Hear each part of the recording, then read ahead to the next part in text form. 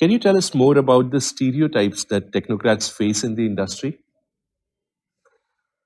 Well, there are stereotypes not just in industry but everywhere else also. In the industry particularly, well, if you talk of different functions, for example, let us say somebody wants to go in a design or R&D function.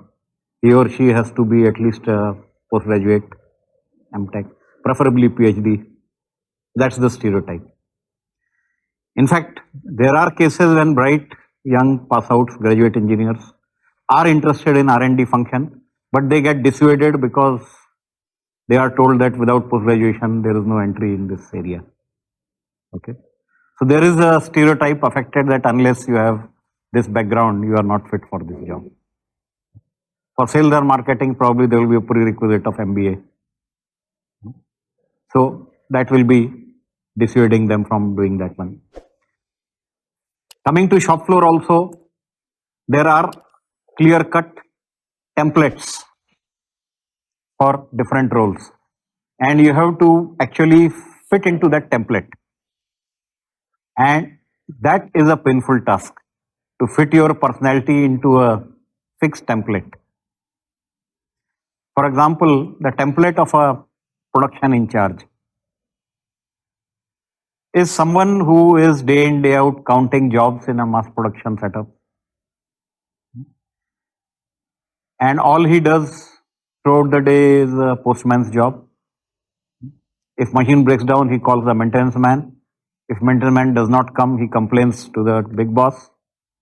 If there is an HR issue in the shop, he calls the HR man. If there is a quality issue, he calls the quality man. If the material does not come in time, he calls the material manager. So basically, the person is only doing postman job. But what is his real contribution?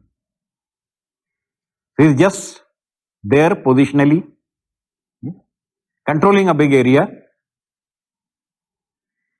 And apart from this, what he is supposed to do is the performance.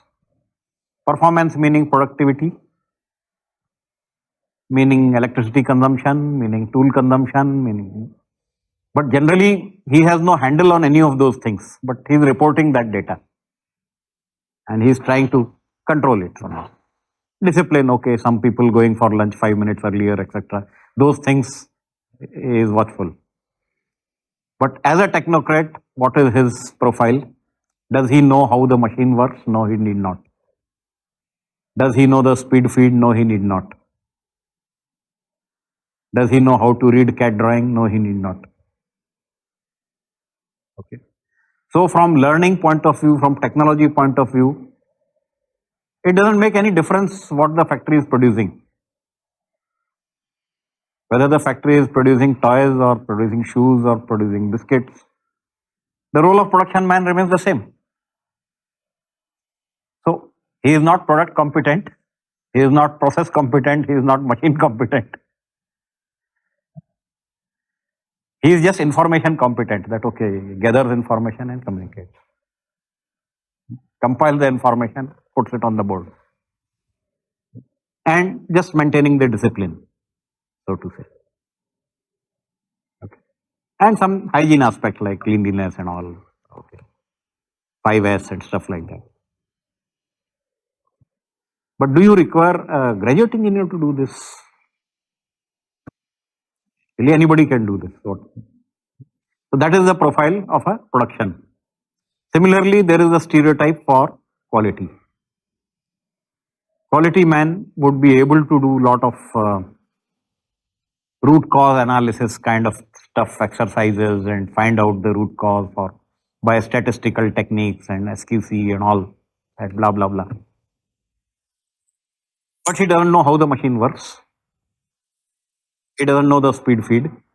He doesn't know the product design also. Why the product is designed in a particular way, that quality man need not know. He knows only what the tolerance is written on the drawing, whether against that tolerance is there or it's not there. And then what is the sigma level of the shop floor, what is the CP, CPK, all that stuff is thorough. But yes, if there is some problem, how to solve that problem,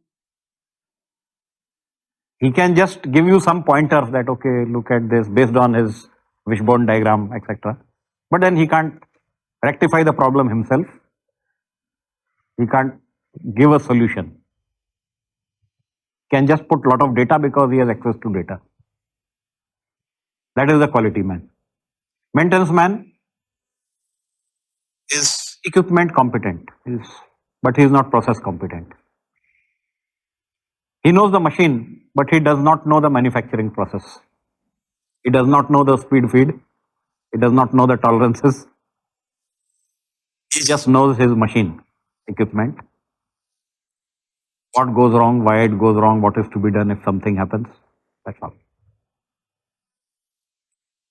I always say that an R&D man and a designer knows how exactly a machine works. Machine designer will know how the machine works. Machine R&D fellow will know how the machine to work. A maintenance man has to only know how the machine doesn't work. Very simple. That's like a doctor's job. As long as body works okay, you need not know how it works. When something doesn't work, you only know that yes, what is to be done to diagnose, what is to be done to cure. The job is done. That's the template. So similarly, you have maintenance template who is only restricted to finding fault diagnostic techniques, tools for diagnostics, of course, and systems and procedures for doing dismantling, assembly, and stuff like that. And of course, reading the technical drawings and all that. Fine. But then he doesn't know the product, he doesn't know the manufacturing process, he doesn't know the other things. So one has to get placed in one of these templates.